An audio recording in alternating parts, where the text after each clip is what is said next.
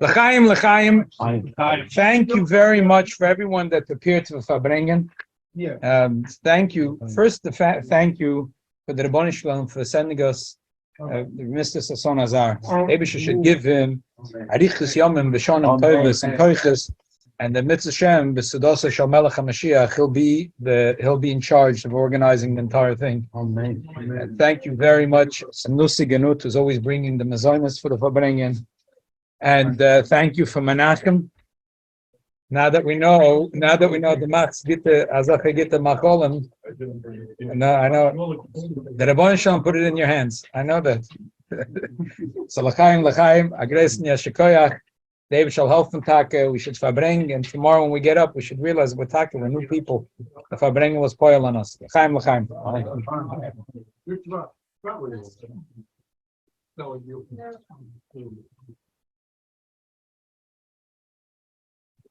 Yeah, we find ourselves on the day of Shevat, which is the beginning of the 24 hours. The day, the 10th of Shevat, which is the day that the previous Rebbe was Nistalik on the Shabbos 73 years ago. It was Shabbos Parsha Boy, and it is then that the Frierdiker Rebbe, in addition to his fragile health, which went on for years, and in particular after 1945, approximately, and that's when it came to Yud Shvat, when the Frierdiker Rebbe then suffered a heart attack and brought about the Stalkus 8 o'clock in the morning, Shabbos morning. The Rebbe mentioned many times that when it comes to a day of a Yortzeit, so the Alter Rebbe mentions in the Igeres HaKodesh and in the letters, in the section of the letters from Tanya, the 4th section, letter 27, that all the toiling, all the efforts and exertion that a tzaddik accomplished in his lifetime is all summed up in the day of his passing, and it elevates to higher heavens, and it brings down salvation, it brings down brachas for this world, for people in this world. As the Lashon Alter Rebbe is Hail Yeshua's Bekerev Oretz. It accomplishes Yeshua's Bekerev Oretz. And as the Rebbe is medayik in that, Bekerev Oretz means in the midst, which is an expression that we had recently in the Parsha. Ani Hashem Bekerev Oretz. Ani Hashem Bekerev Oretz. Bekerev Oretz means in the midst and in the lowest level of Mitzrayim. That it comes down to the lowest level of world, which is Mitzrayim is considered one of the lowest class nations. Kimai said it's Mitzrayim, Kimai said it's Canaan. So I'll call upon him when it comes to the Yemai Stalkos, and the Rebbe adds a very interesting point the Rebbe makes, which is a chidush, that not only in the actual day of the Stalkos, but every year it repeats itself again. Which means that when it comes another Yortzeit, another year on that day, so there's a lashon that's mentioned in Vayomim Ha'ela Niskarim V'Nasim, that these days are being remembered and done, reactivated. So the Arizal says, what does it mean? Meila Niskarim, it's mentioned, it's remembered, one thing. But Nasim, what's the union of Nasim? So the answer, the explanation is, as the Arizal says, Nasim means we are activated, it happens again. In other words, every year, because there's a new year, so there's a new light. And as Alter Rebbe writes in the Igeres HaKodesh, when it comes to a new light, it is being renewed every year, and a light that we did not even have for the first time, from the first year. So Mela, when it comes to Yud Shvat, which is a day of Istalkos and Aliyah on Neshama, and together with that, it also accomplishes Yeshua's salvation for the Jewish nation. And Memela, this is something which is an auspicious time. The Rabbi writes in a letter to a group of people, I think it was to Neshei of Neis Chabad, the women's organization of Chabad, that it's an auspicious day to the extent and in the sense that a person could accomplish big things in this day, even personal matters. It's a Yom Gula. And the Rebbe continues, and surely they learned the Torah of the Balai Lula. They're learning something, they're connecting. Because by Chabad, there's no union just of, I'm tuning in, I'm going to say, L'chaim Ufartik. By Chabad, there is something which is also an initiative on the part of a person himself. For example, when a person came to the Rebbe and asked the Rebbe, he wants to be connected to the Rebbe. So what did he do? He sent a picture of his to the Rebbe, and he figured that the Rebbe will share his picture with him. So the Rebbe says to him, I understand you want to exchange pictures. You want to connect to me. So connecting to me is learning what I learned. So he asked the Rebbe, what does the Rebbe learn? The Rebbe saw that he's dealing with someone who is just a beginner. So the Rebbe said, Chitas, Chumash Tilim Tanya, which is actually a takona, something that was instituted 80 years ago by the previous Rebbe. Learning the Chumash, the Parsha of the week, every day, from Sunday to Monday, beginning to Sheni, to Shlishi. Tomorrow is the Shira. Tomorrow is the fourth day of the week of Bishalach, it's the Shira Sayam. And then you have Tilim, the monthly dosage of Tilim, the quota every day divided by the monthly. And then you have the Tanya, regular year, leap year. So B'meila, this is basically a channel. It says, the Talmud tells us, Limotza Kodesh Baruch Hu Shole Bracha, not the union of Shalom, Keili Machzik Bracha Ela Shalom. The vessel for Bracha is the union of Shalom. And what's the union of Shalom? Shalom basically is the union that's connected with the union of Torah. B'shas was Matan Torah, when the Eibishter gave the Torah on Mount Sinai, so it says it was a big commotion.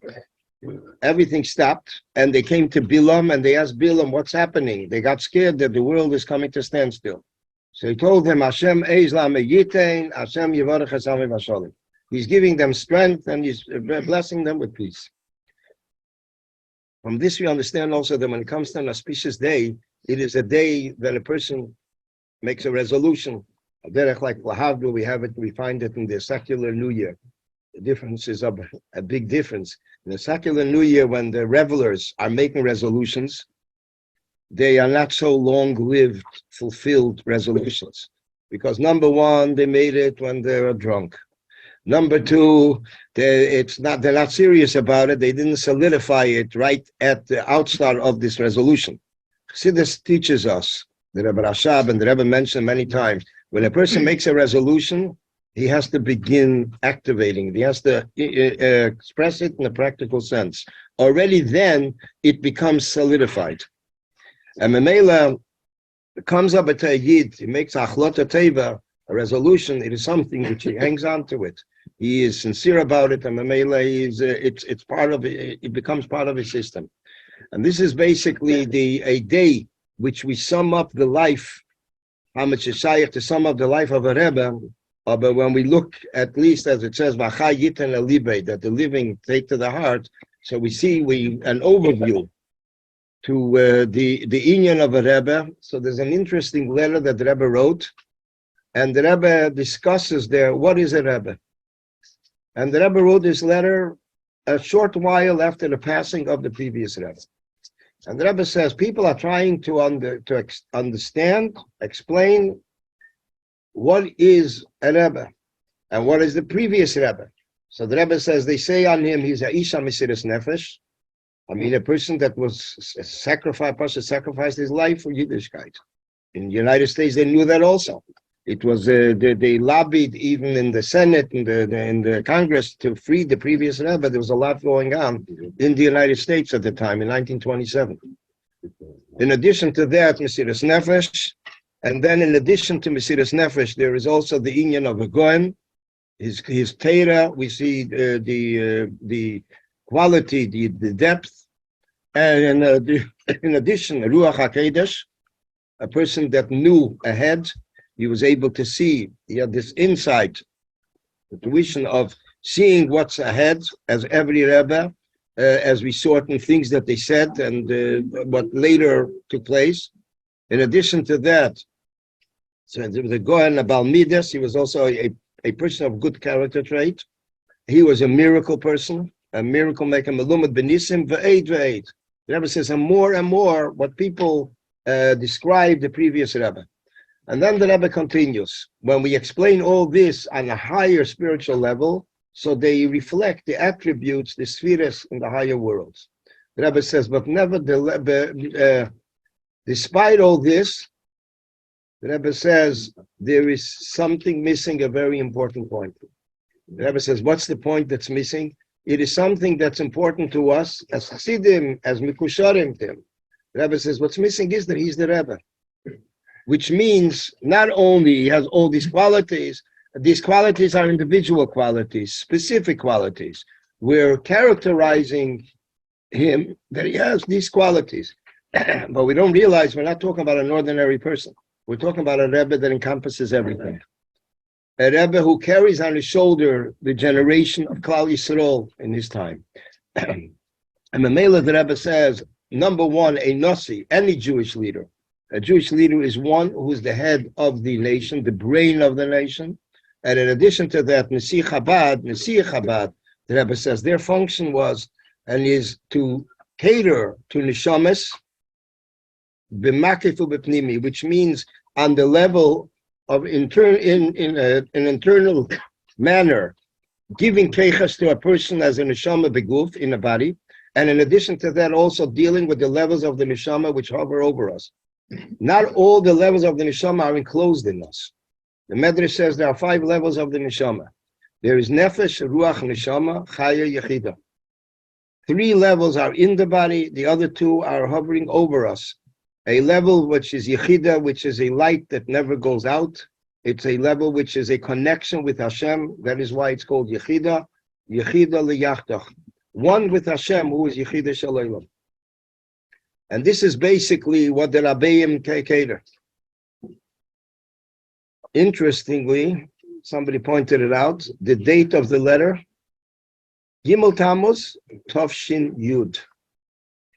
Gimel Tammuz, 1950, months after the passing of the Frierdiker Rebbe, the Rebbe chooses that day to understand what a Rebbe is. Hafli. Al-Koponim, what do we understand from that? That when we find ourselves in such a day, we are dealing not with, we're focusing not on an individual person, but a person who encompassed Yidden, the world Jewry, and made an impact on them. When we look at the life of the previous Rebbe, so we see that the Rebbe Rashab, who was his father, he was his mentor, and he was mechanech him, he educated him. The previous Rebbe was one and only child by his father and his mother. His mother's yahrzeit is actually coming up on the 13th of Shevat. And the chinuch was non-negotiable. The Rebbe Rashab trained, educated his son in a way that it's like this and no different. Together with the closeness, the friendship, the warmth that he instilled in the Frierdiker Rebbe, but when it came to certain inyanim, it was like when it came to inyanim of matters of the klal, of the public, dealing with situations in Russia. When he needed to go to the government office, it wasn't like today, a person comes to City Hall, he can take pictures. Then in Russia, it was dealing with avoiding pogroms on the Jews, and the Jewish villages, Jewish cities. And the Rebbe Rashab already took him into the work by 15 years old. He took him into the public work, and he brought him to the Eyal, to the resting place of the Tzemach Tzedek and Rebbe Marash. And he said, I am bringing you to the Akedah, like Avraham brought Yitzchak. I'm taking you into the work. And the Frierdiker Rebbe started to travel. Many inyanim that took place that were not even revealed till years later, after the stalkers of the Frierdiker Rebbe. There's one time he needed to annul a certain decree. He needed to come there, and it was he had to smuggle into the office of the Tsar. And the way he went in was all Pashut miracles. And he's smuggling in while the Tsar is in a different office, and he sees the decree right on the table. and he writes that the decree is not confirmed, and he just puts the paper down to a different place. Nobody had any idea who wrote that, but once it was already written, it was nullified. And in addition to that, there were many diplomatic matters that came up then. For example, in regards to a relationship between Russia and Japan, and the previous Rebbe was also involved in that. As the Rebbe mentions it, just mentions it very briefly, so we don't really know the details, but it seems like there was some pressure on one of these countries in order to accomplish something and to get whatever they needed then. What Yidden needed, what the Jews needed in Russia. In addition to that, he once went into a bar and spent there a Friday night, and this was all to reach a certain person in order to be influential in annulling another decree. So he was dealing with the Inyanim of Mesiras Nefesh, putting himself in danger. He says one place there were pashat so many dogs there, loud, big dogs, and he was pashat in danger. He couldn't even get close to that house, and he needed to smuggle into the house to accomplish something. Many of these Inyanim were not even publicized, surely not published. In addition to that, the Rebbe Rashab taught the Frierdiker Rebbe. The Frierdiker Rebbe asked the Rebbe Rashab a question. Why is a person created with two eyes? So the Rebbe Rashab answered, there's a right eye and there's a left eye. There are certain inyanim which you need to look in a positive look, in a positive perspective with the right eye, which is the right eye, and there are certain inyanim which you need with the left eye. That there's certain inyanim which you don't have to be so excited about that, or so much invested in that, because basically it's inyanim, but you can let it go. It's not something which is any benefit, anything beneficial for a person. The same thing is also in regards to the ears. There's an interesting Yerushalmi that asks a question. I think the Rebbe mentioned it once in the Fabringen. Why is it a person was not created with two mouths? So the Gemara says, with one mouth, he's already destroying the world. What he can do with two mouths? So basically, it's everything is precisely created. So I'll call upon him. This has been a get to the union of chinuch. There was another time that the Frierdiker Rebbe once had a friend over in the house, and he gave him something to drink. And the Rebbe Rashab called in his son, and he said, I see that you gave him, but not full-heartedly. Not full-heartedly. Like you gave him, but not full-heartedly. So the Rebbe Rashab taught Frierdiker Rebbe, when he gives something, it should be full-heartedly. The Frierdiker Rebbe wrote a lot on chinuch, about education.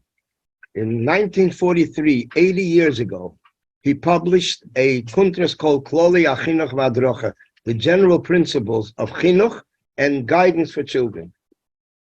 And it's interesting because Melamdim, teachers in yeshiva, when we looked at it years ago, we didn't see, how relevant it is, because it was like deep understanding of children, and we didn't really see these inyanim in an obvious way. But sadly, in our time, we see many children really have psychological problems. They're coming from houses that are broken houses, and are single parents, and the mela, you have to deal with the child, because the child acts up in school. And we realize how important it is, this whole psychological view of the child. Where is he coming from? What does he have? What does he represent? In addition to that, the Rebbe Rashab said, and the Frierdiker Rebbe quotes, that in the same sense that a person has to put on tefillin every day, there's an obligation to put on every day, there's an obligation to think about the chinuch, education of the children, a half hour a day. So the Rebbe asked the question, why is there a comparison to tefillin? What connection do they have? So the Rebbe explains in a Sikha, which is one of the first volumes, the Kutei Sichas, that tefillin is basically committing the mind and heart to Hashem. Likewise needs to be the dedication of chinuch. that a person is completely involved in the education of the children, in training the child, in enhancing the child, because basically this is another life, it's another generation. In addition to that, we find by the previous Rebbe, in addition to Mesiras Nefesh and Chinuch, another interesting story that happened when the Rebbe, our Rebbe, went into the room of the previous Rebbe. It was in Russia. The previous Rebbe was going to travel then to Moscow, I think it was, for a very important meeting. We're talking about the time of communism, 1920s, and the KGB was constantly on its case. They were monitoring the Frierdiker Rebbe everywhere. They had spies everywhere. And he's sitting as calm as he could be. And the Rebbe comes in, and the Rebbe sees the previous Rebbe sitting very calm. So the Rebbe says, "Ad kedei kach," to such an extent that it seems like you have nothing on your mind. And here he's going to be traveling and being monitored by all these spies. So the previous Rebbe tells the Rebbe, "You did not hear the story of the Rashba." The Rashba was one of the Rishonim. He wrote Seligson and Shevat. He wrote Chidushim. So the Frierdiker Rebbe describes his personality and what he did in life on a daily schedule, or at least he was constantly occupied with it. Number one, he was a pesach, which means a codifier of the law. He would answer questions. There's Shalos and Shuvas from the Rashba. In fact, Chassidus quotes some of the Shalos and Shuvas in Hasidic discourses, Maimorim. In addition to that, he was a person who gave shiurim. And the Rebbe says to give a shiur for the students that he had, he needed really to sincerely prepare for it, seriously. In addition to that, he was a doctor. A doctor, that the patient was not a number by him, but was actually a person. And Mamela, when a person came to him, he was involved in that person. In addition to that, he had time to walk. He had time to walk every day. Stroll. So the Frierdiker Rebbe says when he was walking, he didn't think about the other things. He was thinking about the walking, the relaxing, whatever he was thinking. I'm sure he was thinking Divrei Torah. When he was giving the shiur, he was involved in the shiur. When he was answering a tshuva in halacha, he was involved in the tshuva. The Mela, it is 4 different inyanim that are happening in his world every day. How could that be? How could he not be affected that while he's involved in one, he shouldn't think about the next one, which is in a half hour from now, an hour from now? So the answer is, it's called Hatzlacha in Zman, success in time. What does it mean, success in time? That whatever is happening in an hour from now did not happen yet, did not come yet. Moreover, the Rebbe said, was not created yet. Because every minute, every second, Hashem renews the creation. If he renews the creation, that means that the next minute was not created yet. Which with this, the Rebbe answers an interesting inyan, b'negea to a Avedas Hashem, serving Hashem. That a person feels, he already did Avedas Hashem 10 minutes ago, what does he have to do again? The answer is it's a new world. Every minute is a new world. If it's a new world, the Mele isn't completely, he is himself created again. Why did the Rebbe tell this story? So this connected with Yud Shevat. It was the 20 years from the Rebbe's leadership, 1970. The Rebbe then commemorated also with a completing Mashiach Sefer Torah. A Sefer Torah that the previous Rebbe summoned a few Seferim, scribes, in 1942, to put together a Sefer Torah, to write a Sefer Torah, to greet Mashiach. This is the middle of the war, World War II. And it's interesting how they found the scribe. The scribe's name was Rabbi Shmalia Factor. So it's mentioned in an interview with him how they found him. I just saw it, I think, last year. He says the Frierdiker Rebbe wanted to see different samples of different writers, different scribes. And this scribe, he liked this ksav. And this person was not even a Lubavitcher. He says, I wasn't Lubavitch. The Frierdiker Rebbe did not make any conditions with me. He says, eventually I became Lubavitch. So he finished, he did not finish it. In the 1940s, it stopped abruptly. Till this day, we have no idea why it stopped. The writing stopped a few parshas before the end. And 1970, there are a few families in Israel who wrote to the Rebbe that they need brachas for refuah, for health and curing, and therefore they're suggesting maybe we can conclude Mashiach Sefer Torah. The Rebbe accepted this suggestion and he announced it, and in no time, from Shabbos Mevarchim Shevat, he announced we're going to be concluding it right before Yud Shvat. Yud Shvat was Shabbos, concluded it Friday. Friday afternoon, 1:30, the Rebbe came in. There's a kapitel Tilim, there's a whole seder that the Rebbe selected.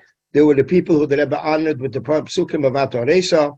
Then the Rebbe took the Sefer Torah. First he put the crown on the Sefer Torah, took the Sefer Torah, walked with it to Doron Kodesh, and then the Rebbe came back to the table and he fabrengt with Siddim till about an hour before Shabbos. I remember that fabrengen.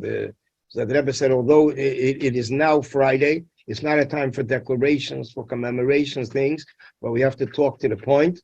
And the Rebbe then spoke, and then Shabbos, there were two fabrengens, one in the daytime, one in the evening, which was the formal fabrengen, as it was customary by the Rebbe Yud Shvat, that there were two fabrengens on Shabbos, when it was Shabbos, fell out on Shabbos. So B'cholei, from the guests that came from Israel then, there was a big Elam that came from Eretz Yisrael, and they were leaving on the 20th of Shvat. That day in the afternoon, about 3:30, there was an announcement that Rebbe is going to fabrengen. It's like a sudden fabrengen, a surprise fabrengen, right after Mincha. The Rebbe came into fabreng, the Rebbe said a maimer, a discourse, which was quite a long one, sichas, and then the Rebbe told the story. And the Rebbe says the reason he's telling the story is because the Rebbe says he sees people that are sitting at the fabrengen, looking at their watch, because they're afraid that they're going to miss the plane. Which I think, if I'm not mistaken, the Pella was on them, that it was a chartered plane. How could they miss it? But B'cholei, from this was a separate thing. There was so the Rebbe said like this: what do we derive from this story about Hatzlach and Zman? What we derive is that whatever is supposed to happen the next minute did not happen yet. The Rebbe says JFK was not created yet. The plane is not existing yet. The Eibishter is creating it every second separately. The Mele, we're talking about something, the next world status, when we're up to a minute earlier, which is an earlier status. So Mele says, what's the whole commotion, the whole anticipation that they're going to miss the plane? And then the Rebbe continues. But nevertheless, he sees people are nervous. They still have to finish packing, and they have to hug their friends and say goodbye to them. So the Rebbe says we'll shorten the fabrengen, and so they'll have time for for their personal moments before going to the airport. In fact, the Rebbe came out that evening to the bus, which took him to the plane. The Rebbe came out from 770, watched as the bus drove away from 770. So this was a special linear, 1970, I think it was something unusual. The whole from Ninekuda that we derive from this is that time needs to be cherished, it needs to be fulfilled, and every moment is a full moment. It's not less than a moment, it is 60 seconds. And there was once when the Rebbe was davening for Yomit for his father in 1944. He was an oval for his father, and he relied on Bachalim, the students, 9:30 to come to Shachris. We came into Shachris, one person's there putting on film. The Rebbe says we made up that 9:30 was time to daven. And B'cholei, from the previous Rebbe found out about it. And the previous Rebbe then sent a message to the Bacharim that they should not keep him waiting, because by my son-in-law, a minute is a year. A minute is a full year, which means that every moment by the Rebbe is a full, meaningful time that can be utilized in the fullest measure. At the Rebbe time, we see it in different stories that took place. One of them was in France, when they would bring the Rebbe, there was someone that was assigned to bring something for the Rebbe in the early afternoon, 3 o'clock in the afternoon. This person came, it seemed to him that the door was closed, so he left. A while later, he sees the doors open. So he brought the food. So the Rebbe says, I'm already up to another slot now. I can't eat now. I started the next slot on my timetable, on my schedule. So Mela, what you understand that by the Rebbe isn't sitting around and waiting for his food. It's right away got to the next thing. There was once the Rebbe, after a Maidiv, that they announced, not a Maidiv, it was between Mincha and Maidiv, they announced that Maidiv will be in 5-10 minutes. So the Rebbe said, make up your mind, either 5 minutes or 10 minutes. Between 5 and 10 minutes is a whole 5 minutes that you can turn over a world. Well, the word, which is actually connected with last week's parsha, the whole musig of the union of Jewish time. So everything is, there's nothing is bediuk. It's the Elam, whenever they say a time, it's Benanders. They sell a mice about a certain guy, a certain person, a Yakisha and a Chassidisha together, came exactly an hour later. Yeah, an hour later, but all the Diyukim, exactly, but an hour later. So where does it come from? Yashlim, it comes from last week's parsha. The Eibishter says, Bachatzeis alayla. Comes Moshe Rabbeinu and says, Kachatzeis alayla. From the Bachatzeis, from midnight to Kachatzeis, around midnight. So this is the word that there was once by a chasana, a simcha, a person once decided he is going to make sure that by his simcha of his children, the chasana, everything will be on time. B'diuk. So he wrote the word b'diuk. Comes to the chasana, there's one person that trusted him. Comes, he sees an echte katog, this guy's fixing the tie, the photographer is coming. So God, you wrote b'diuk. He said b'diuk is abbreviation, b'shaz the Yidden won't come. So the Yidden will come, that's b'diuk. So it all ends up back to b'diuk, that whenever the Yidden will come, that's where it starts. So that's the abbreviation b'diuk. B'shaz the Yidden won't come. I'll call upon him, but by the Rebbe, time was time. And it's interesting, the Rebbe once spoke a sikha, which if I wouldn't have seen it from the Rebbe, I would figure it's more inyan of Musar. It's one time that we saw the Rebbe should elaborate on that, which was very, very unusual. What happened was, it was a sikha of Yud Kislev, Tavshin Mem Ches, late 1987. And the Rebbe was speaking then about the nekuda of time, every unit of time. And the Rebbe gave a mashal, a parable from a person standing by a pond of water, and he takes a drop of the water, and he sees, it's in the daytime, he sees a reflection of the whole sun.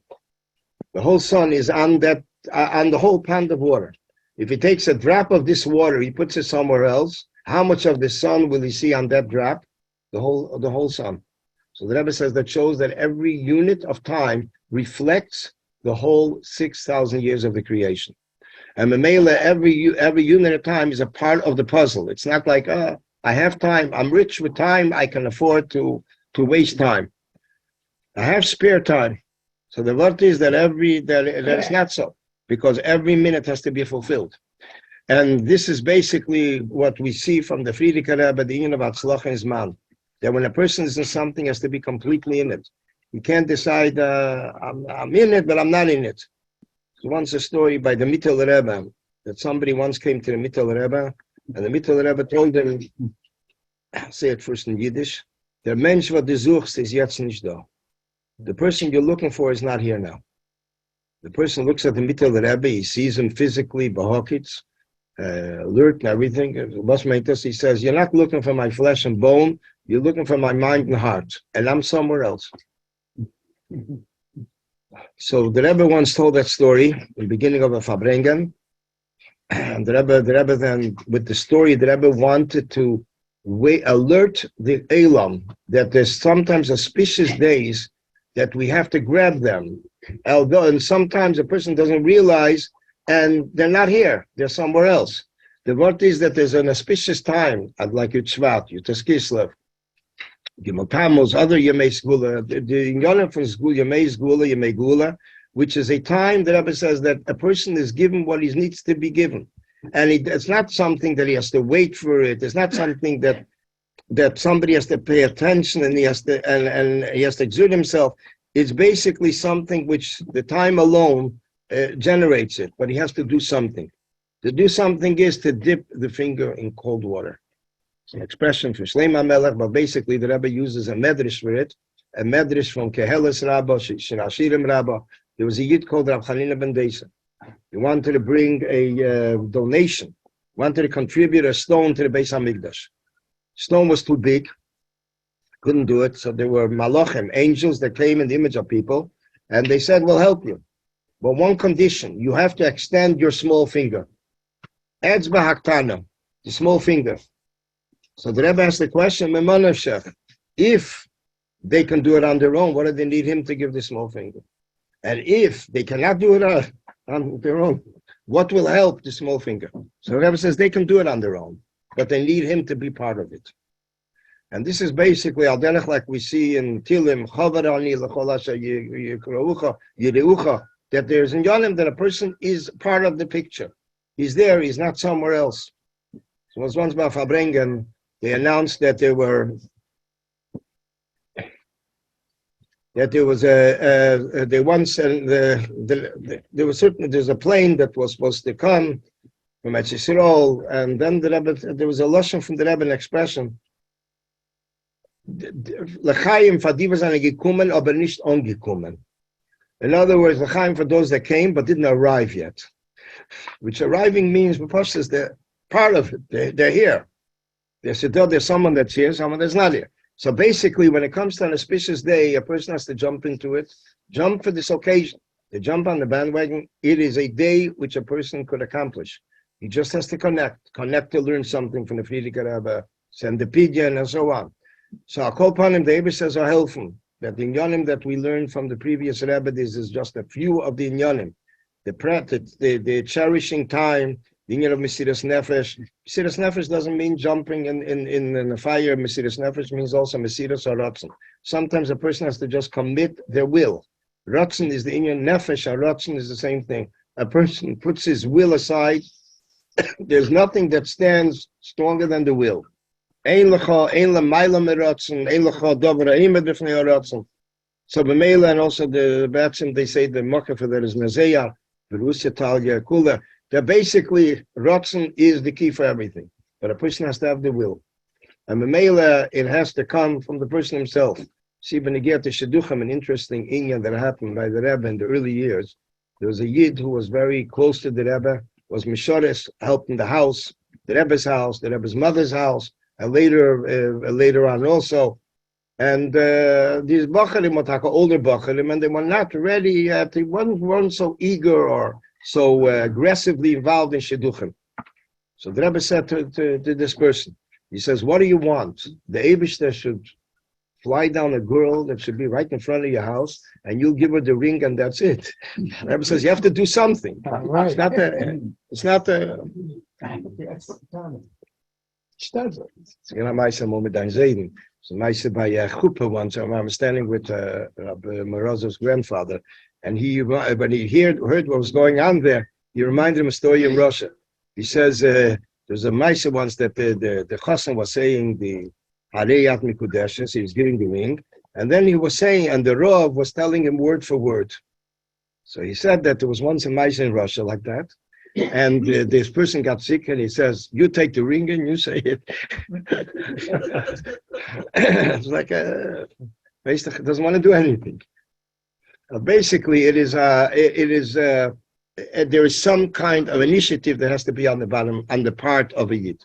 So the Eber says, help him that we should push it, realize it, and we should accomplish what we need to accomplish to get all the brachas that we need. And it's Eish Ratzon, so we should all have it, push it. Vayem hazem mamish. Amen.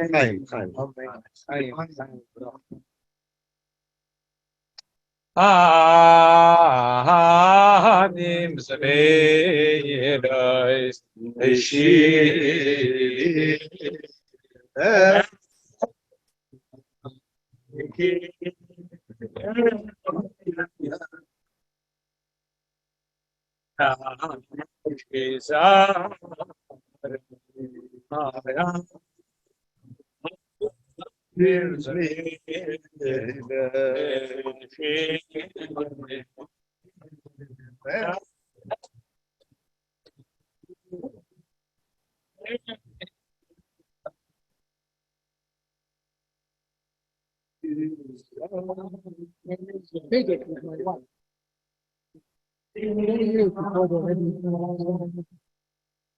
It's the way how they got. We were inside for 45 minutes. Maybe a few minutes. Maybe the one opened the door. Tell him, "What?" Thank you, neighbor. Okay? The Shevat of the Danish family. The Shevat of the Danish family. In the army, in intelligence, right and intelligence. There's so interest. This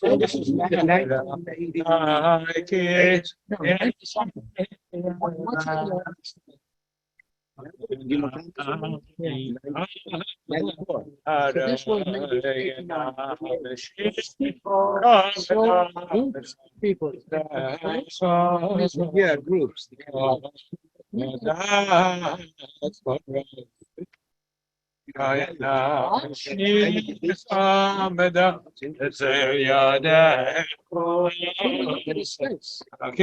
sitting then his language. No,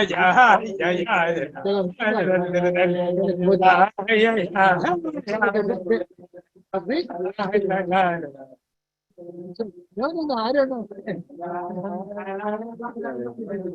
13 languages. How many? 12, 13 languages. When I finished, his hand. They told me, "It's Faradim, it's Kavod Tzadikim."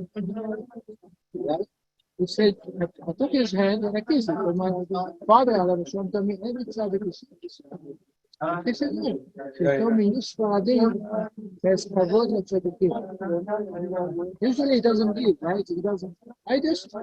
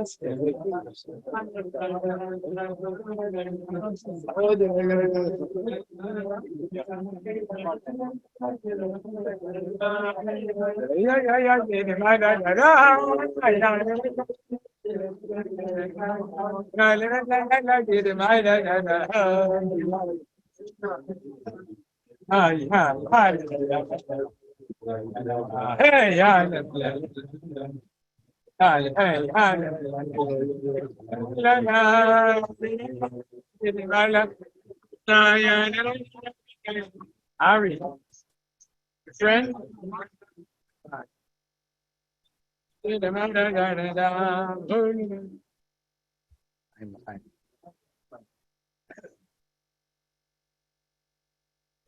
Shevat is also the day that the Rebbe accepted the Nesios leadership, and this was a year later.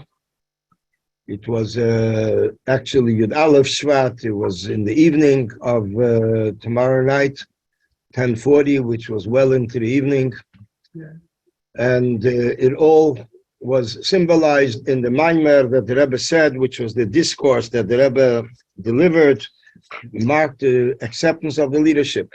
This is how the Seder is in Chabad, that as soon as the Rebbe said a Maimer, this was considered sort of an inauguration, or the Rebbe said the Lashon Avidosam Mechan Chosan, that basically this is the inyan of the Nesius.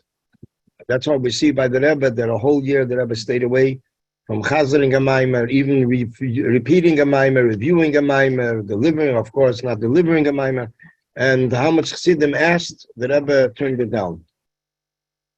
The Chlal De'etzem by the personality of the Rebbe was a very, very private personality. The Rebbe Bechlal did not know people, did not want people to know anything about him. In general, and especially when it came to medical inyanim. My father was a doctor by the Rebbe 40 years, and it was once that he was leaving the Rebbe's house, and the Rebbe was going back to 770, and the Rebbe then asked my father he shouldn't come in the same time to 770, men soll nicht wissen, als kommt von mir. They shouldn't know that you're coming from me. Which means by the Rebbe, everything was private, private. To the extent, to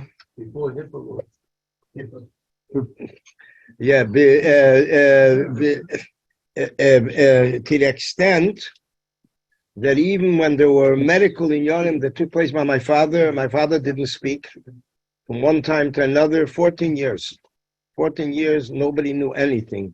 The Benegir to the Rebbe's help. Later, there was a heart attack in 77. So it was discovered then that the Rebbe already had something with the heart 14 years earlier. Likewise, there was a story when the Rebbe was walking in the street in France, and he was having a conversation with someone who they were very close. This person was close with the Rebbe, his wife was close with the Rebbetzin, a very, very close relationship, a friendship. The Friedrich entrusted this person with his bank account, the treasury, everything in Paris, as is mentioned in the letters in volume 15, previous Rebbe's letters. This person happened to be a cousin of my father by marriage. He married my father's first cousin.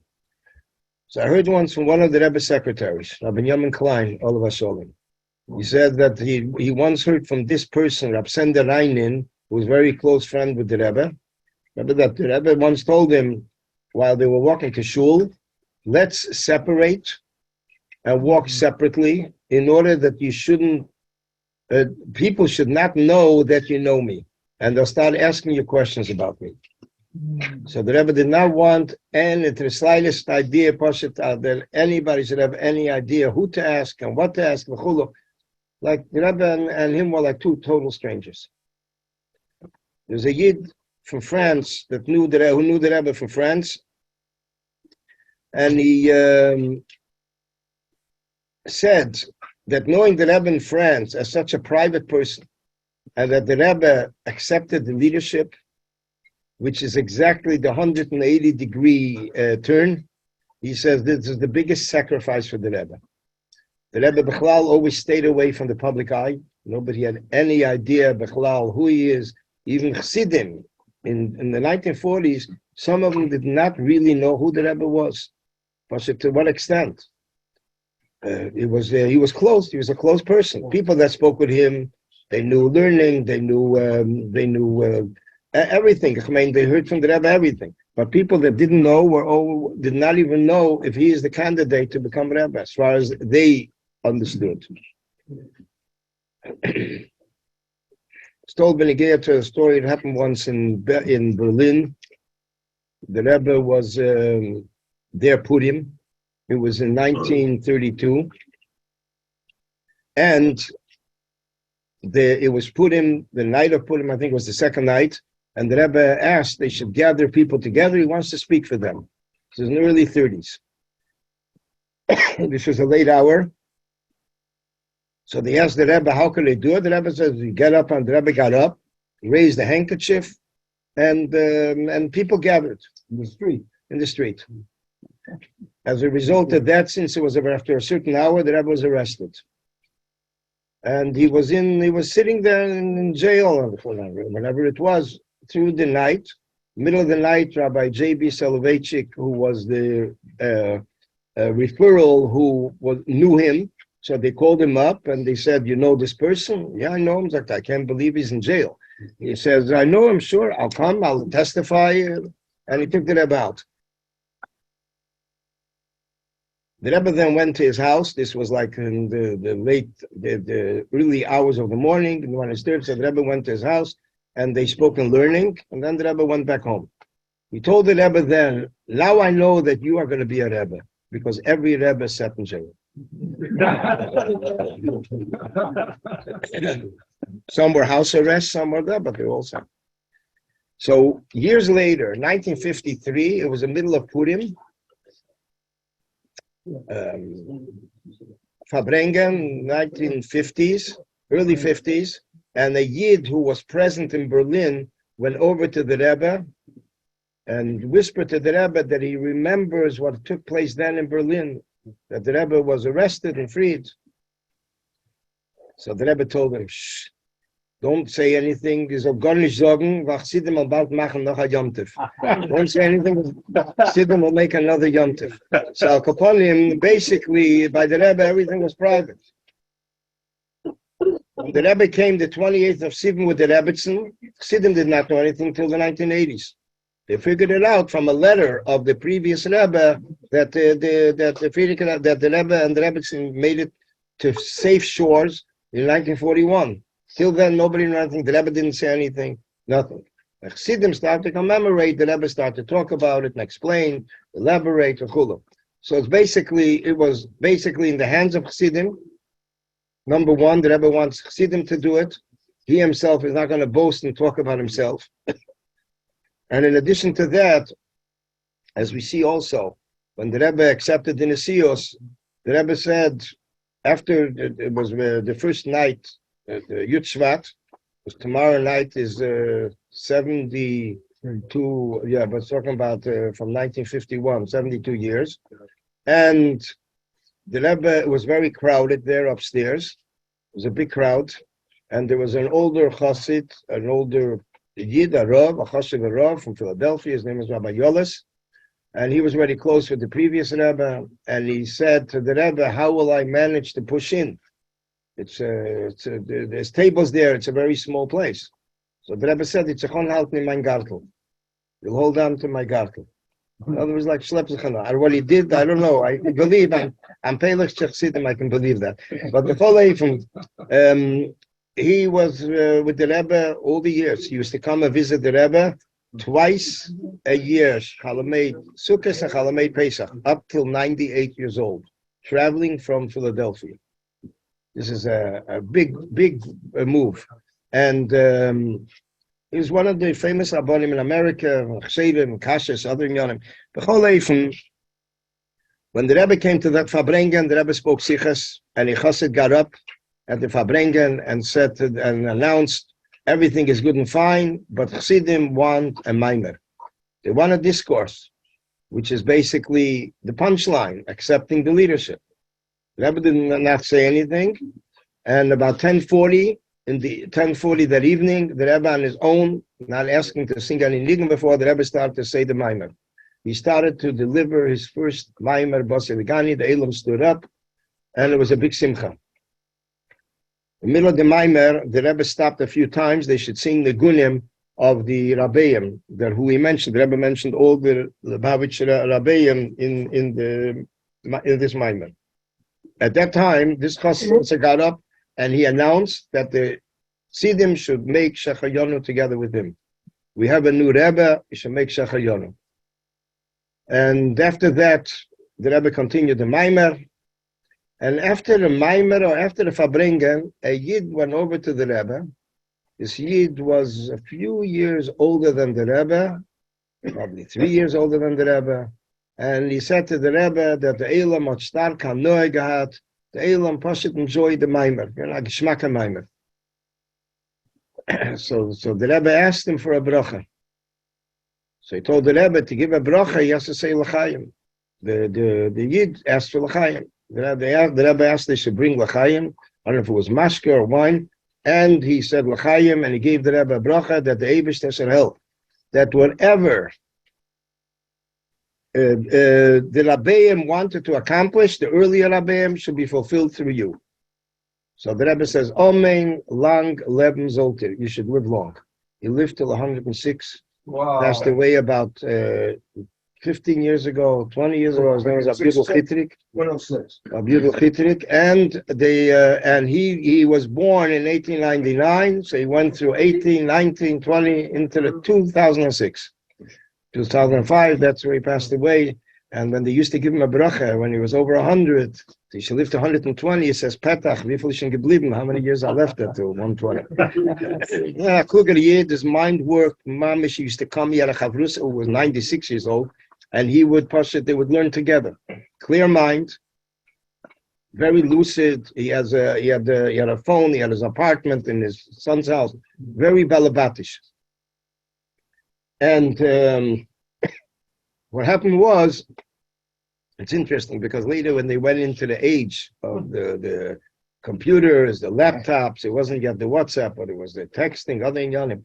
So he watched two grandchildren, great-grandchildren, who are texting to each other, and they're not seeing each other. Sagt ich verstehe nicht. Wie retten sich das neif? Are you guys conversing? You don't see each other, you don't hear each other.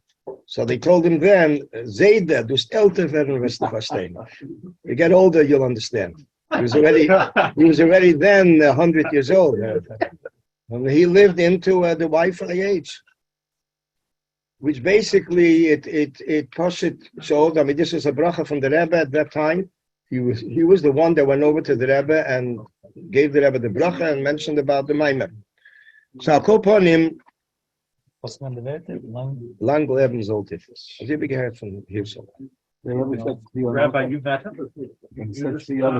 He was in our time. The Rebbe is safe to be on his own. The Rebbe was in the middle of the Maimer, so I don't know what he said. The Rebbe was never mafsik in the middle of the Maimer. The Rebbe just motioned that he was continuing. Was Shevat Baptist or without? So new Nasi. Actually, already in the Shiva of the previous Rebbe, when the Rebbe davened for the Yomid, the Rebbe was the son-in-law. There were no sons, so he davened for the Yomid 11 months. So during that time, there were different customs that the Rebbe had, and there was an older chassid who was a chassid Rav from Manchester, Lubavitcher, and he learned in Lubavitch, city Lubavitch, and he realized he observed it. New customs that he never saw, and he was wondering what the source for that is. He didn't walk over to the Rebbe, but the Rebbe started to tell stories about the Friedrich Rebbe on the third day of the Shiva, as it's customary, Gimel and Chi, and Mamela, he told stories. Please. And when it came to the middle of the stories, the Rebbe explained the customs, what he had, which is one that when it comes to a day that we don't say tachnun, we don't clap on the chest. By slach, we don't clap on the chest when it's a day that we don't say tachnun. In addition to that, the custom of the second Kaddish, by end of davening, to say the Mishnayos. So before the Mishnayos, the previous Rebbe would put his hand over his forehead. The Rebbe did the same custom. So he also wanted, what the Rebbe said, that Friedrich Rebbe was then saying a line of Tanya, which was before the last Kaddish. So basically, this chassid, when he saw that the Rebbe is addressing his questions, which he had in his mind, he didn't even ask the Rebbe. So he then announced, Chassidim, we have a Rebbe. We have a new Rebbe. And he says, I saw open Ruach HaKodesh. So basically, but over the year, the Rebbe stayed away from the Nesios. If they put an ad in the newspaper even, that the Rebbe is going to verbring, and they wrote Kveik, Kedushas, Albur Shlita, the Rebbe called them in, they should take it out from the newspaper. The Rebbe was very adamant about it and very on top of it, and did not want at all any Inyan of Nesios till he's pushed against the wall. The Rebbe did not run for the Nesios. It was the Rebbetzin that told the Rebbe, if you're not going to take over, my father's work is going to go down. And Mamela, there was an interesting Maisa with a Yid. His name was Rabbi Jarkovsky. I don't know if anybody heard of him. He was a Yid who wrote Svarim. Alom Desher Yid, he lived in Williamsburg, Weltisher Yid, And he had an open door by the Rebbe. You can go in there to speak with the Rebbe, learning. It was a very open, very fine, able person. And he walked over to the Rebbe. This I heard, I don't know from whom, the last few years. He asked the Rebbe, do you feel any different before the Nesios and after the Nesios? Before you accepted and after you accepted the Nesios? The Rebbe says the only difference is a table between. A table between me and the crowd.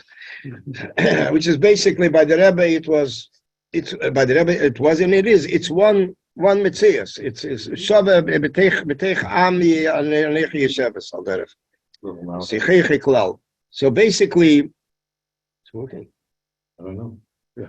Okay, so basically the inyan of by the Rebbe, this was the inyan of the Chassidim that had Chalemus, Cholam, distinguished Chassidim, and they came to the Rebbe. And actually, one of them was a Cholam of Rabbi Kazanovsky, Rabbi Shlomo Kazanovsky, who was one of the very dignified Chassidim, distinguished Chassidim, a big, very active in the organizations from the Friedrich Rebbe. He was here from the 1930s. And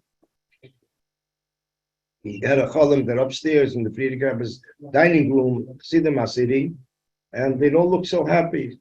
So the Friedrich Rebbe turned to the Rebbe and said to the Rebbe, Mati tzakei loi, what are you making them scream to me? David el b'nei Yisrael b'Yisrael, which is today's it was. Chitas, David el Yisrael, speak to the Yidden and give them your insights, your Torah b'Yisrael, and they'll travel. It will be Holich v'Naseya.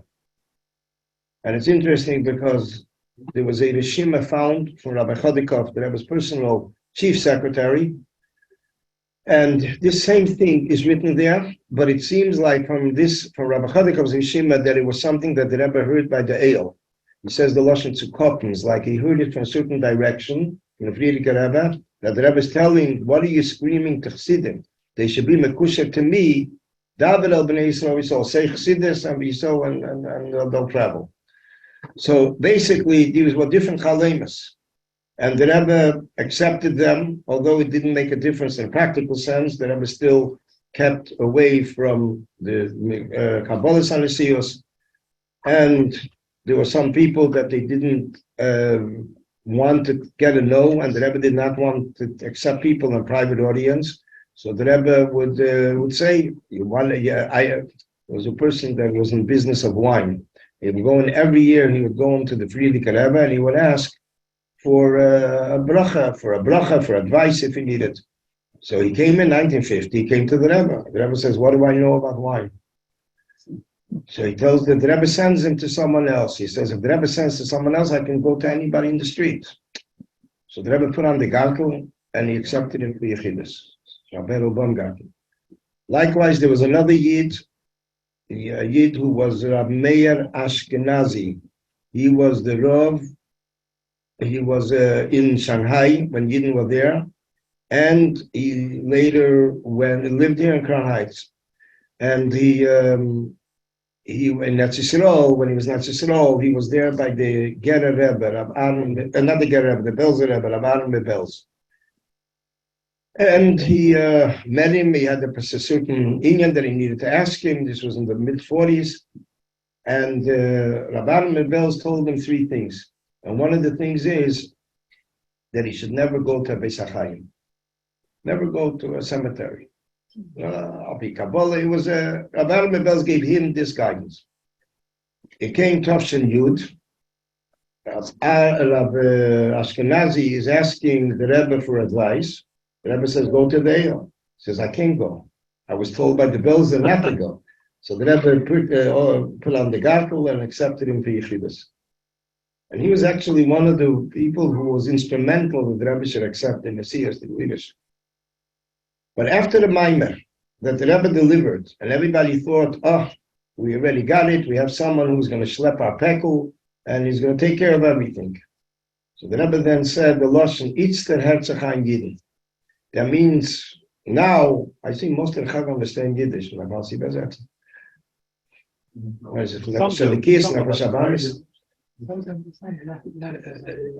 It's the Herzach an Yidden. that now listen to me, didn't the Rebbe says, and now the Rebbe is giving over a message. In other words, after the Rebbe said the Maimer, and they said Shechayonu, and they overjoyed, now the Rebbe says, I have a message for you. The message is, the Rebbe says, now you listen to me. By Chabad, the Seder was that Chassidim initiate on their own. They didn't rely on the Rebbe. It says there's two versions. Tzadik b'Manasseh Yichya, or Tzadik b'Manasseh Yechaya. Yichya means he lives, and the Chassidim have to do on their own. Yechaya, which is by Peilush Chassidim, by them is Yechaya. He sustains the Chassidim also. He carries the Chassidim. What do the Chassidim have to do? They have to grab Shirayim, and das ist das. They have Bazel Bebo. By Chassidim, by Peilush Chassidim, so they have a short Torah that the Rebbe says by the table, and then they go home, they can eat, they can sleep, and then as they haven't got laden, everything. They have Bazel Bebo. They have both worlds, this world and the world to come. By Chabad, by the Rebbe Baruch Hashem, the Rebbe Fabrein, Shabbos, sometimes Mamish till dark. Once a Chassid, they were standing there, one of the top Chassidim, Rabbi Mentley. He was a Chazer by the previous Rebbe. And he was standing there, and the Rebbe is Fabrein. And it's already getting dark outside, and there was a Weltische Yid who was affected by that impression. He says, it's Tunkel. He says, Mentley says, Do is lichtig. Here it's light. It's light. Here it's light. Doi lichtig. Here it's light. It's Rabbi a person sometimes mixes up dark and light. No, is lichtig. So I call upon him that basically it was supposed to Fabrengen a whole day. We'd have Mincha, we'd have Meirev. Then the Elam went home.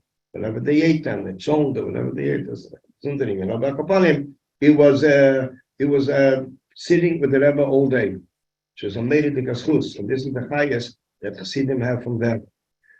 So I'll call upon him, the Rebbe continues that the Chassidim have to initiate on their own. The Rebbe says, we will not turn down people who ask for help. The Rebbe says, help from Vetna, we from the Vetkenen. We'll help as much as we could. But everyone has Ramach Evorim, Vishasa Gidim, they have their organs, they have their veins. Akel b'dei shamayim, chutz mi'yira shamayim. Everything is in the hands of heaven besides Yira Shamayim, which is up to the person. And then the Rebbe says, if this is missing, what's the pu'ula? The Rebbe says, what's the benefit of giving ksavim? What? Giving ksavim, trying to the Lashon, giving ksavim,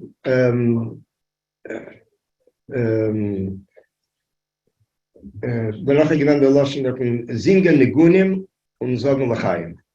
In other words, singing nigunim makes up. What is ksavim? Ksavim means a few things. Ksavim can mean you're giving me a commitment that you're becoming my chassidim.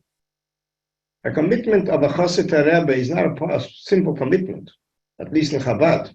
In Chabad, a commitment, you look at the contract, it's not an employer and employee geschichte. A chassid, chassidim who gave themselves over to the Rebbe, gave over their nefesh, ruach, neshama, chaya, yechida. Their whole neshama. There's a story with a chassid in Alter Rebbe. After the passing of the Alter Rebbe, they asked him, who are you going to go to now? The Mittel Rebbe, he says, I have nothing to give him. I already gave my neshama to the Alter Rebbe. Which means committed completely. So the Mela, the Rebbe says, what will help the Ksovim? With all that, the Rebbe says, what will help that if you guys are not doing what you have to do? Then the Rebbe says, singing the Gunim, which means Fabrengens. Saying L'chaim, which means asking for brachas. Because basically, there are many times people ask the Rebbe questions, and the Rebbe answered, Yogata umatzos. Omru Razal, Yogata umatzos. You exert yourself, you're fine. It's a story with a Yid, which maybe some of you forgot, but it was on Living Torah. So I made a story that a Yid from New Jersey, a Rav, he had some issues, and he called up Rabbi Chodikov. And he called up the chief secretary of the Rebbe, Rabbi Chodikov, and he said he wants to have an audience, a Yechidus with the Rebbe. Rabbi Chodikov asked the Rebbe, and the Rebbe got on the phone, and the Rebbe asked him his name. So he told Rabbi Chodikov the name. So the Rebbe said, now tell him that there's someone in New Jersey who can help him. Who did the Rebbe mention? The same name. He says, that's me. So the Rebbe says, yeah, I mean, you should go to yourself and you will be able to get out of your problem. Rabbi Weinberg. Yeah, Rabbi Weinberg. Yeah. So he wrote it up. It's a Meredith Amaisis. Amaisa Nifla, the Keach that a person, a Yochid has. Adela said there's a story with another person, one of the delegates, one of the diplomats in Israel, he was with different administrations. His name was Avner. Yud Avner. He came to Yechidus. He went in 2:00 in the morning. He left 5 in the morning. It was already getting light. 3 hours he was there. The Rebbe went through with him everything.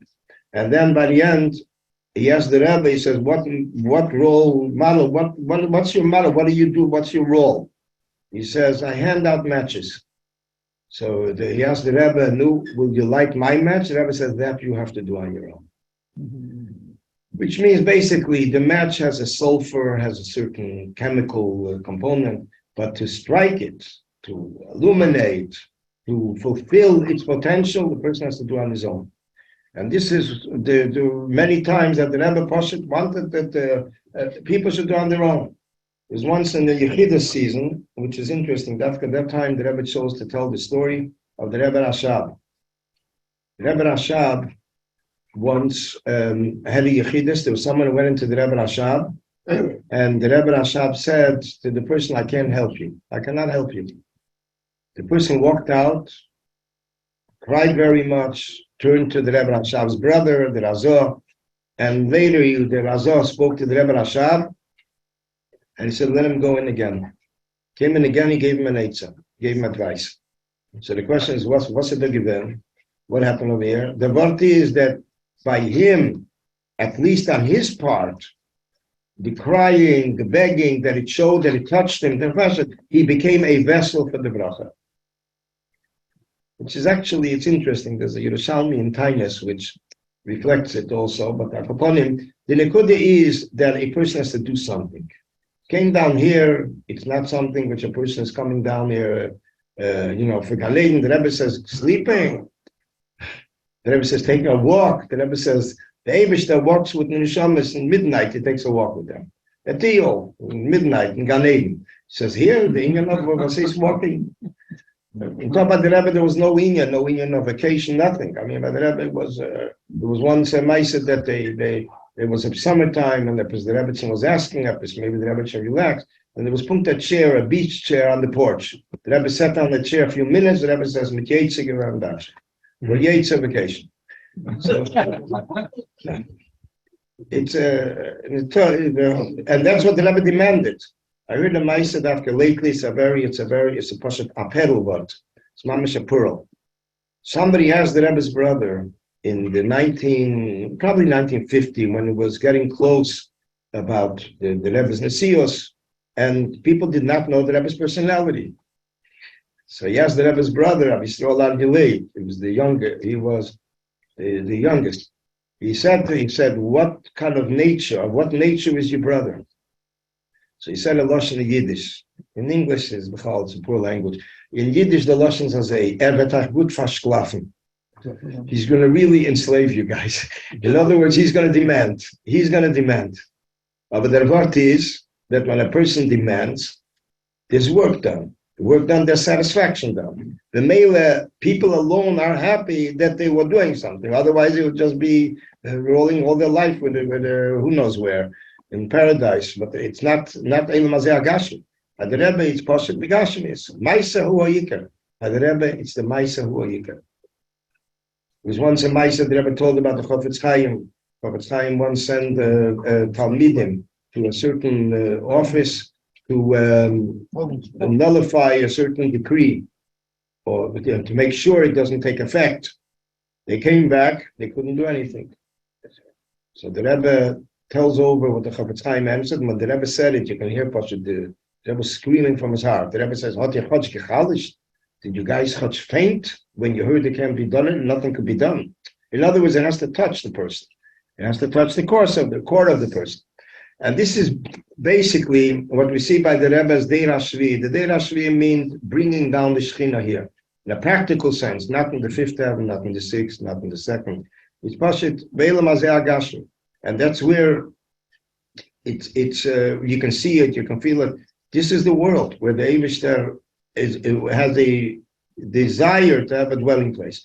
So the Eibishter is helpful that we should be able to see this taka, begolish finna betachtenim, and as the Alter Rebbe asked, the Alter Rebbe says, why was there such a desire? The Alter Rebbe answers simply. The Rebbe Rasha brings it. It's a very famous quote also by the Rebbe. Afataive is concussionate. On a desire, there's no questions asked, which means that it's higher than understanding. So by doing that, we are connecting with the desire of the Eibishter, which is higher than logic, by making this world a dwelling place, by doing mitzvahs, Torah, and all the good niyanim. And we should see it all begolui very soon.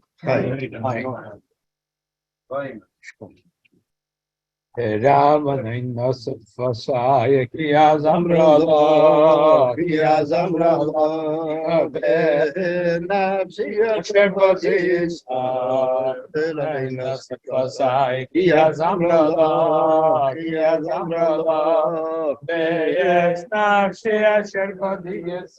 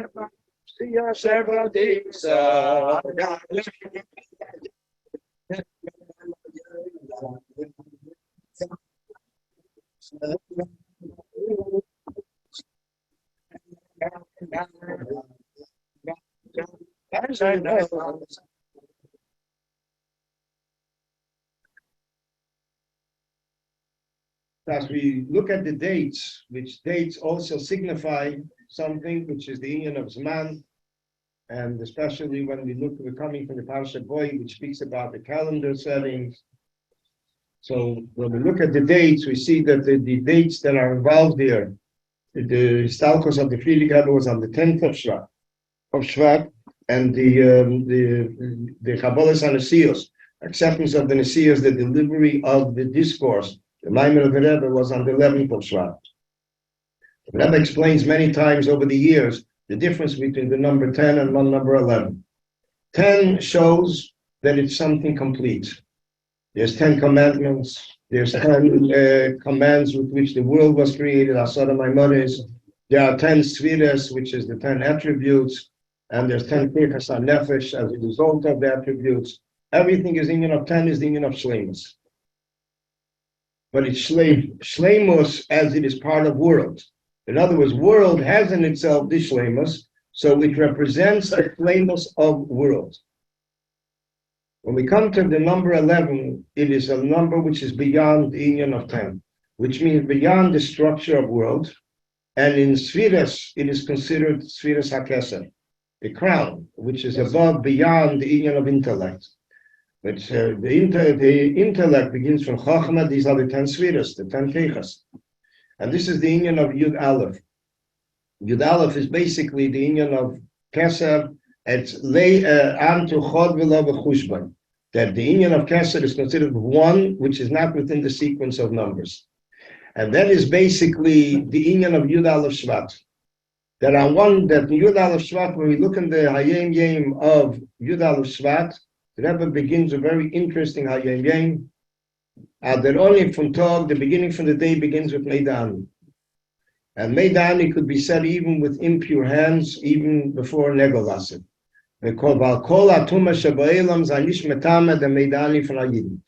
the tumas in the world do not contaminate the Meida Ani of a Yid.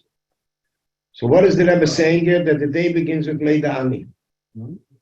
And the Meida Ani is something which is not affected by tumah, by impure hands. And because no tumah in the world can have an effect on the Meida Ani, the Pinta Yid, the Yid by the Neshama by every Yid. When we look at Shulchan Aruch, how is a person permitted to say Meida Ani before washing hands? So Shulchan Aruch says because we don't have one of the sacred names in the Meida Ani. There's not one of the 7 names in the Sayin Shema Shein and Mechok and Shema Salvation. Comes Chassidus and said even more yet. Says more yet. Mitzad Nigla, Mitzad Halacha, as we look at it, Mitzad world, so we say Meida Ani is you can say it, we can manage to say it. Chassidus comes and says not the word is that the Eibish's name is not there, although the hands are impure. Chassidus comes and said that this is such a level that impurity can't even reach there. It can't even reach there, has no access to this level of the neshama, because the neshama always remains intact. And this is basically the union of Meida Ani. And this is what the Rebbe teaches us on the first day of his Nesios. That is the union of Meida Ani, the level of a Yid, the status of a Yid, which stands higher than all inyanim. Kol latuma shaba'ilam cannot touch, affect that inyan. Which be'etzem, when we think about it, it's the 2 Yom Tovim together, the Yom Tov Purim and the Yom Tov Chanukah. The Yom Tov Purim is Yehudim, that's the union of Meida Ani. Meida b'chol ha'teira. The Gemara says in Megillah, kol ha'keifer v'avedazara, meida b'chol ha'teira, nikra Yehudi. The second aspect, that nothing can contaminate the Meida Ani of a Yid, that's the Pach Shemen. That's the oil which remained intact by the miracle of Chanukah. So Mela, this is basically what we have over here, that a Yid stands on a higher level, and a Mela person has to, besides a person comes to another Yid. Never mentioned it a few times in Sichas. He comes to another Yid, and he wants to be Mekar of the other Yid, so the Rebbe says, he would think one way of doing it, but he will realize quite quickly that it's not really something which is appropriate. The Rebbe says to talk with the person about negativity, how the person is a sinner, the person did this wrong, that wrong. Mela, the Rebbe says, what will he get from the other person? If he even gives him a good wish, he says, "A guten Tag, have a nice day, and I don't want to hear from you." He says, but Bishashaber, he tells a person that he has an nefesh alikis, he has a godly soul which is invaluable, higher than value, and Mela, then the person wants to hear these qualities. It'll bring out in the person more qualities in a practical sense. Because by praising someone, it is basically bringing out their qualities. And this is also what we see. You don't need much. You look at a fundraiser. They send you a receipt for a tzedakah that you gave, and they're praising you, and together with that, there's an envelope to send more. Which means that they're already expecting that while you're ready reading the praises, but mainly you give more money. And the lesson from the Rebbe was Zidavoy, and Russian, you should give. So upon him, the same thing is also benegir to the Meida Ani. That is basically showing the Maila of a Yid, how Yid stands higher, the Meila Yid has the Keichas. And a Yid has to fulfill the Keichas. He has to fulfill the potential. The Rebbe says in the Sikha, when it comes to the Agolis, the wagons that they made, they donated, they contributed for Shevat Levi to carry the Mishkan. Part of it was carried. So it says that there were exactly a certain amount of wagons, 4 wagons. So the Rebbe asked the question, how you talking? How appropriate could that be? It says that in the Beis Hamikdash, ein aniyos b'makom ashiros. There's no poverty in a place of richness. The Rebbe says in the Beis Hamikdash, even the behemoth, the korban tomit, they gave it to drink from a golden cup. Before this, so b'meila they gave to drink in a golden cup, and the Gemara asks why a golden cup. Says ein aniyos b'makom ashiros. When it comes to richness, there's no poverty, no conduct of poverty. So the Rebbe says here, there's a mice of 4 wagons. How come they couldn't give more? It seems like a little stingy. So the Rebbe explains, they didn't need more. And the Mela, if they would have had more, it would not have been fulfilled. It would not have been utilized. It would have been spare and of no use. Since the Eibishter created everything in the world for a purpose, for a certain goal, the mother says it. The Eibishter did not create something in vain. The Mela, if a person would have an extra wagon, they wouldn't be using it. They would be causing that the Eibishter created something in vain. They're not fulfilling it. The Mela, they're not exactly the same. So the Rebbe says this is the lesson that we need to derive. A person feels they have a certain talent, they have a certain potential, they have a certain inclination to something which they could be a professional in that. So a person should fulfill the talent. As we see also Benigia to artists, musicians, that the Rebbe encouraged them, they should continue what they're doing. Although first they did it not as religious wise, but they should use it in Kedusha. That they should fulfill it in Kedusha. So the same thing is also Benigia to all the inyanim, that a person was created for a purpose, and a Mela, it's the Lashon is the Kehovi van Veu. The Kehovi van Veu, and Veu means beautifying Hashem in every way, from every aspect that it can be accomplished. An artist does it with art, another one does it with music, There was once an exhibit of an artist. His name was Baruch Nachshon, Olav Hasholim. He lived in Hebron. He passed away about a half a year ago. And he had a new style, a different style in modern art, a different style in art. And it was a year after the Rebbe had the heart attack, which was very exceptional. The Rebbe went. It was the next door to 770. Went to visit this exhibition. And the Rebbe went through picture by pictures, there about 45 minutes. The Rebbe asked questions, things that in factual life was not correct. The martial hand with 6 fingers, the harp with a certain amount of strings, not 7, not 8, not 10.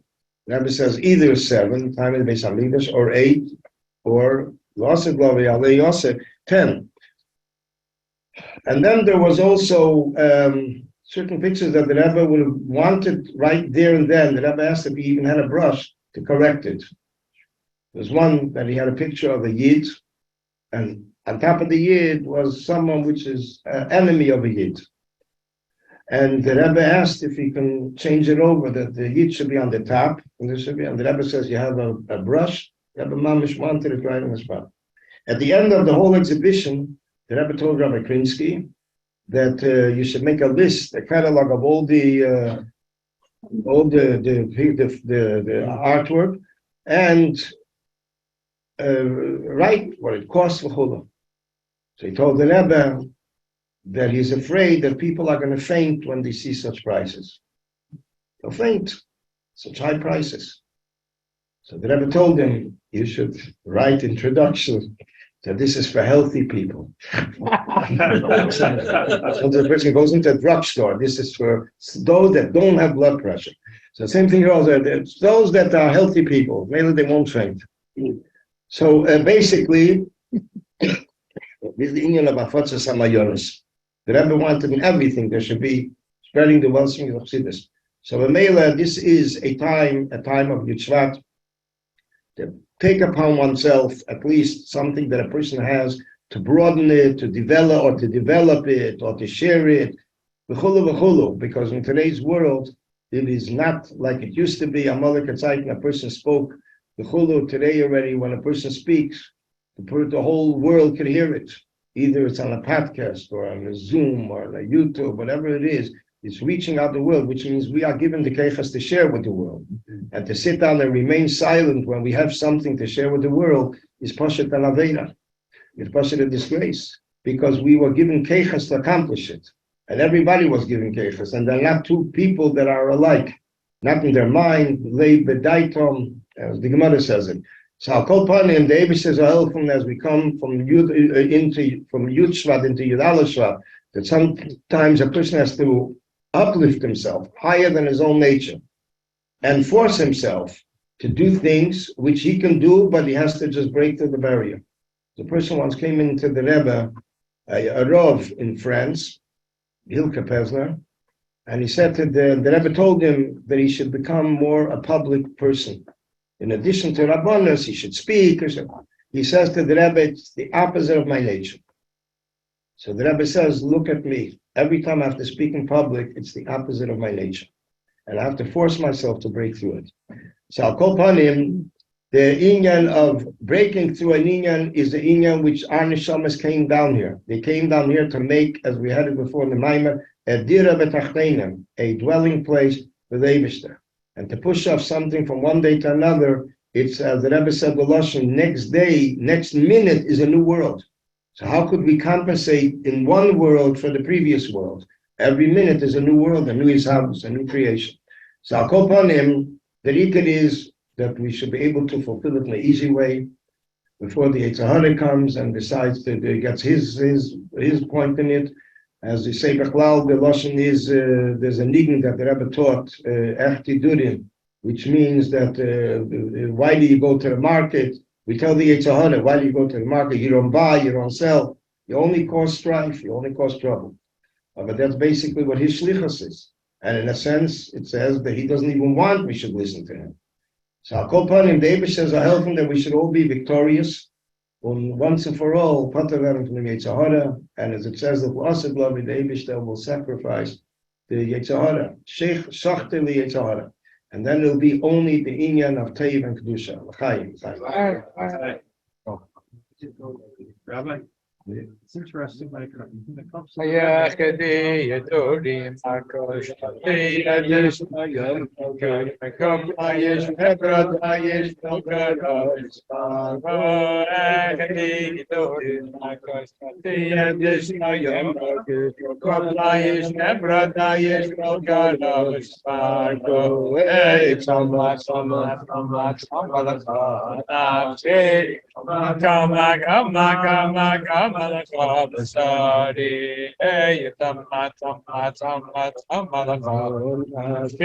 gama, gama, gama, gama, gama, gama, sorry.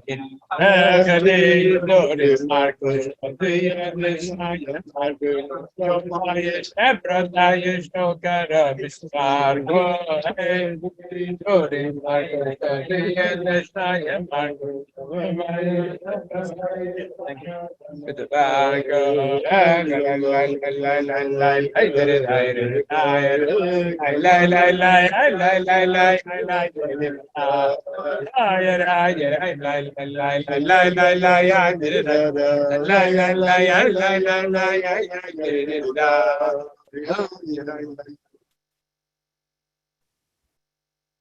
Yeah.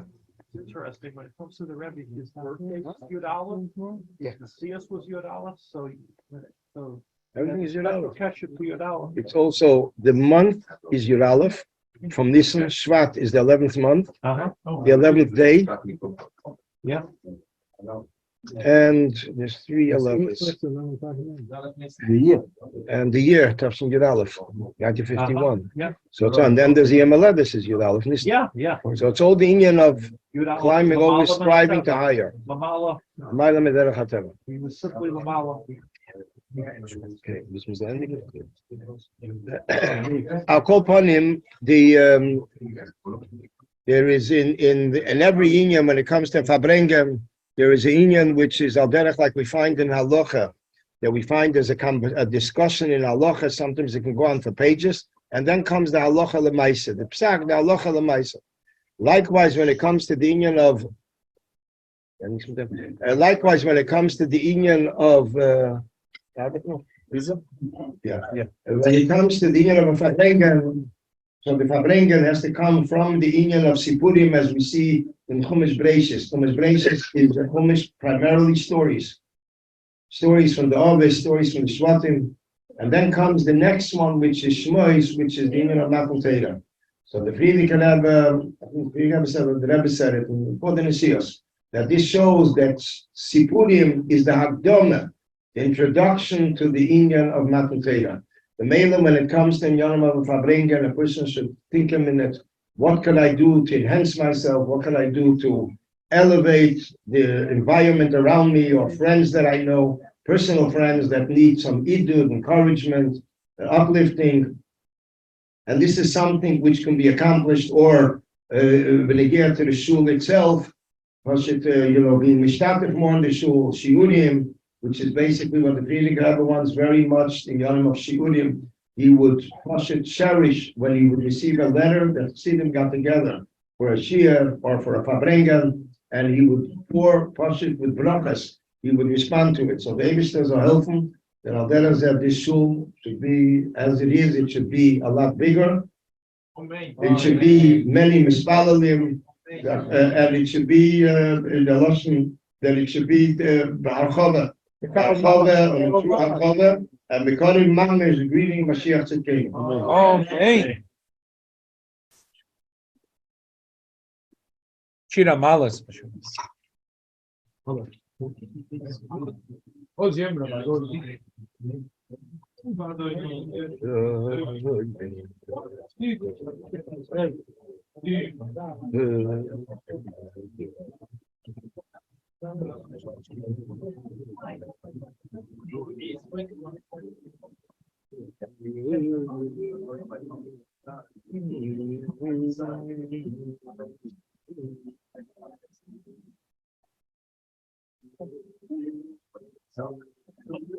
Oh, so it's telling me now is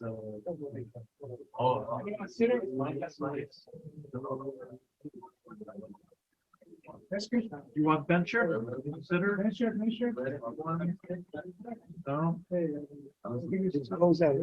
This goes on YouTube. Yeah. So, but you'll have the link. I'd like to follow. Yes, should be able to show.